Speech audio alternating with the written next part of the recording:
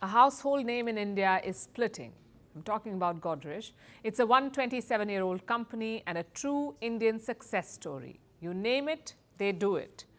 From soaps to home appliances to real estate, Godrej is everywhere in India. But now the company is splitting. The family has arrived at a deal.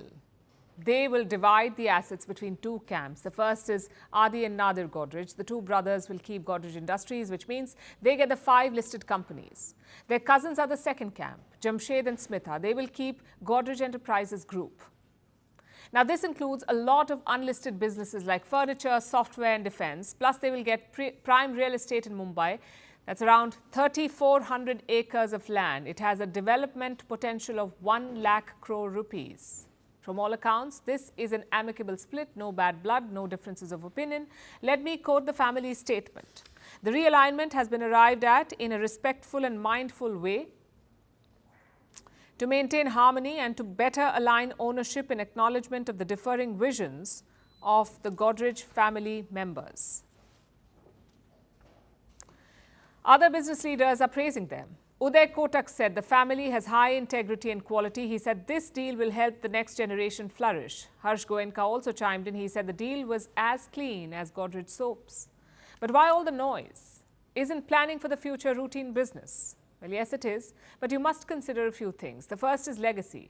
Godrej was established in 1897. It was rooted in India's Swadeshi movement. So the brand has a lot of significance, not to mention a lot of money.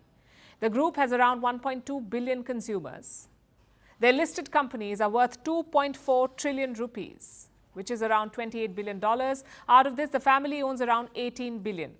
So money and legacy was at stake, which is why a clean split was necessary. It will reduce the scope of conflicts within the business. It will also reassure shareholders, sort of like a win-win, which brings us to the second factor, the Indian business culture. A lot of big Indian companies are run by families. We don't see that in the West, but it's pretty common in Asian societies like in India, Japan and South Korea. So corporate succession becomes even more complicated here because extra variables are at play like personal equations, family tensions and even old rivalries. But the Godrej family seems to have avoided it. They've given a sneak peek into the next generation of leaders perhaps, again within the family.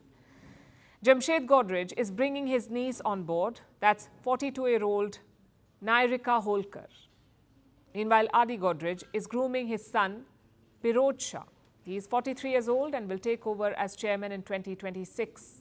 So the family is locked in, although they're not the first to do this. Business splits always make a splash in India. The most talked about one was in 2005. That's when the Reliance Group split. Its founder, Dhirubhai Ambani, did not leave a will, so his 2 sons had to figure out the succession.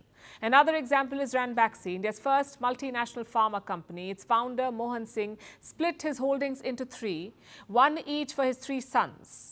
But the matter escalated. There were legal cases and boardroom battles. Eventually, the father was ousted from the company and its board. A third example is Bajaj. Rahul Bajaj and his brother Shishir fought in 2002.